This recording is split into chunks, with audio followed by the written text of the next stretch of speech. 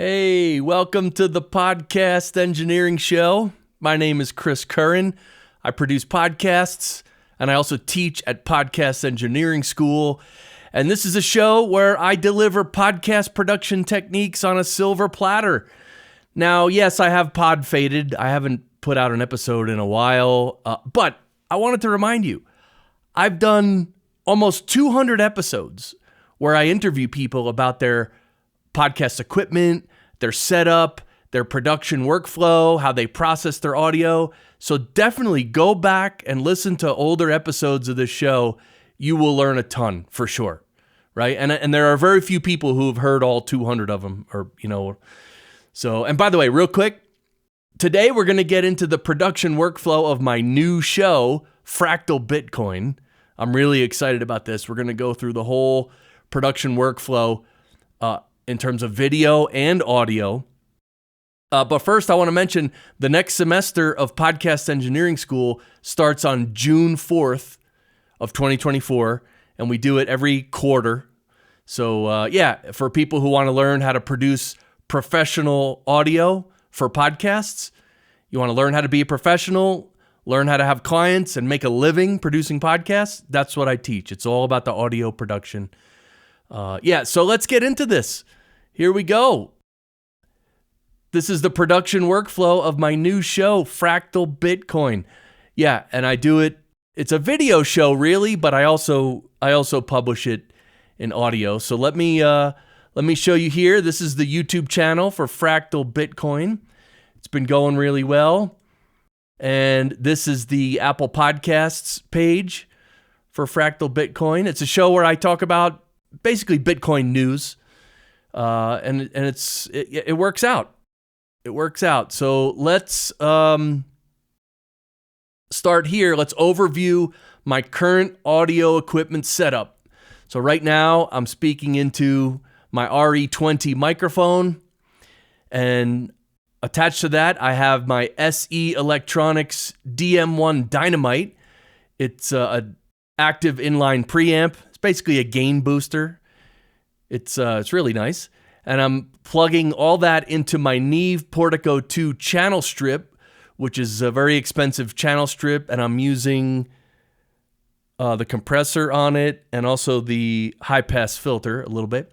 And I have that plugged into my interface, which is a Sound Devices MixPre 6 first generation. And that's going into my iMac Pro. And yeah, so that's my equipment. Oh, and I also had some to show you here. Here's the RE20 microphone. Well, you can see it in front of my face too. And here's the DM1, the Dynamite DM1. This is it right here, the gain booster. And then here's my channel strip. It's a Portico 2. I don't think they make it anymore. It's not on the Rupert Neve website, but it's a real nice channel strip. And of course, my now they label it Legacy MixPre 6. Yeah, it's a first gen.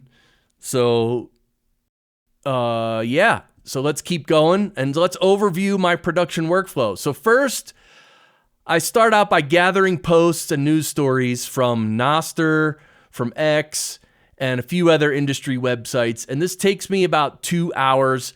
And yeah, I'm looking for news articles, the news of the day about Bitcoin. And that includes news, but also, anything that's newsworthy for the day. And then I order all the posts and the stories for the show notes. I put them in a, cohesive order. And yeah, and then I create a title for the episode, which that doesn't take very long, but sometimes it's tricky. And then I create a 16:9 a 16:9 thumbnail for the episode using ChatGPT, which uses DALL-E 3 to generate images. So yeah, I have to, and this is a real help because if it wasn't for ChatGPT, I would struggle with making thumbnails and my thumbnails would be horrendous. But ChatGPT makes it real nice. And even if we go, we can just quickly go back here and you can look, these are some of my thumbnails. I mean, I'm not saying they're great, but, it's something. Okay, so after I make the thumbnail, then I'm pretty much done with my preparation. Then I restart my computer, and then I arrange all my browser tabs, because I show them in order. And then I open OBS Studio, and I do a short test recording. And yeah, I mean, like, just to make sure my audio and video are being recorded fine.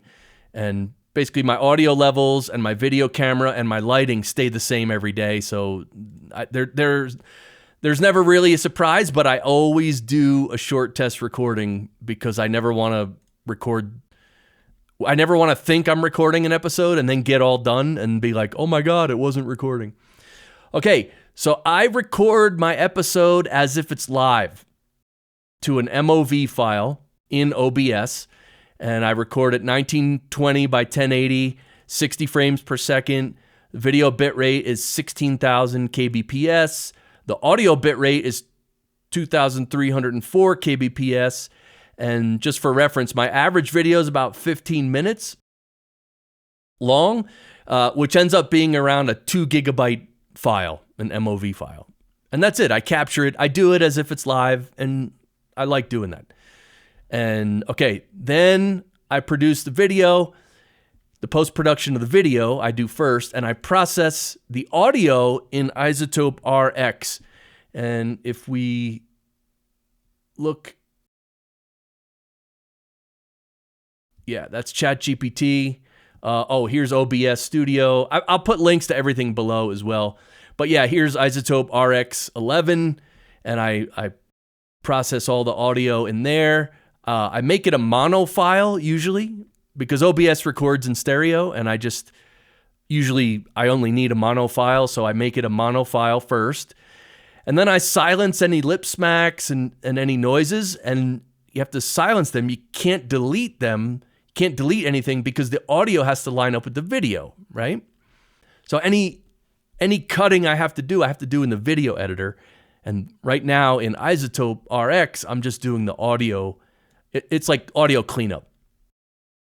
So then I level the audio to minus 16 LUFS for mono or minus 13.5 LUFS for stereo, and that's for video.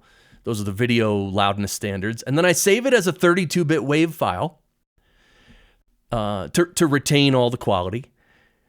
And then I bring the raw video and the processed audio into ScreenFlow. And ScreenFlow is, I believe it's for Mac only. It's a little video editor. It's pretty good. It's pretty simple. It works. I don't do any crazy video editing. Yeah, and like I said, usually I don't need to make any edits, but sometimes I do. Sometimes small edits. And then when I'm done with that, when I'm done in ScreenFlow, I render the video as an MP4 file, and basically the same resolution, 1920 by 1080, 60 frames per second, video bitrate at 16,000 kbps. Now the audio bitrate here is a little lower. It's 256 kbps at 48 kilohertz. So that's still a very high bitrate. And that works. And that MP4 file, that's my final video file. And again, the resulting file ends up being about the same as the raw video recording, which is about 2 gigabytes for a 15-minute long video. And then I upload, and well, I actually changed the file name too, but anyway. Then I upload and publish the video to YouTube.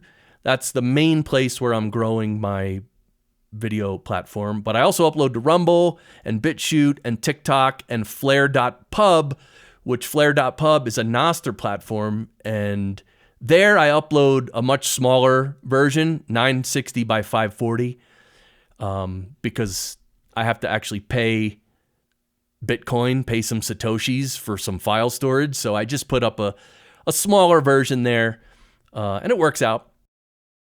And then once the video's up, I promote my YouTube video, I promote the YouTube channel, and the YouTube video, I promote it on Nostr, on X, on Instagram, on LinkedIn, and also a few other platforms, a few smaller platforms that really get no traction. And then I also post the YouTube link to my locals community because I'm growing a locals community, which is it's a really cool community. It's still small, but I'm happy to be growing my community there. And then for shorts, I use Opus Clip to create 5 shorts from each of my daily videos. So every day, basically as soon as I'm done with the video, I'll upload it to Opus Clip, and it does all the work. It literally divides them up, it transcribes it puts the word, the text on the screen, does everything. And then, I just have to tweak it a little, but I save 5 different shorts and I upload those 5 shorter ones to YouTube Shorts, Instagram Reels, TikTok, and also LinkedIn. And so that's it. That's the video once, and then I publish it everywhere and the video's done. And then in terms of the audio only podcast, I should show you here. Yeah, this is Opus Clip. It's really cool. It's not even that expensive, but it's really, wow, it saves so much time. So then I produce the audio only podcast. And first I edit the audio a bit. I usually do that in iZotope RX because I already have the file open there. And it's pretty simple editing. I remove any isolated ums, any flubs, and I also reduce the length of any dead air, if there is any, in order to speed up the pacing slightly. Because sometimes on video I'll be switching screens, or there'll be like 2 or 3 seconds there that it's not too long. I mean, it doesn't really make it drag too much, but I like to tighten it up, take out the little longer spaces to tighten up the pacing of the audio only. And then I level it to the podcasting loudness standards, which is 18, well, really it's 19 LUFS mono or 16 LUFS stereo, but I cheat. I make it 0.5 LUFS louder. Yeah. Oh, yeah. Oh, yeah, Barry. Oh, yeah. And then I save it as a 32-bit WAV file. That's that's for the archive, the full resolution archive file, as well as an MP3 file at 96 kbps mono, because it's usually a mono file. But if I ever have an episode that has to be in stereo, I do 192 for stereo. And then I tag the MP3 using ID3 editor, which is a very simple editor, which has been around forever. I like it. I really like this to tag my MP3s.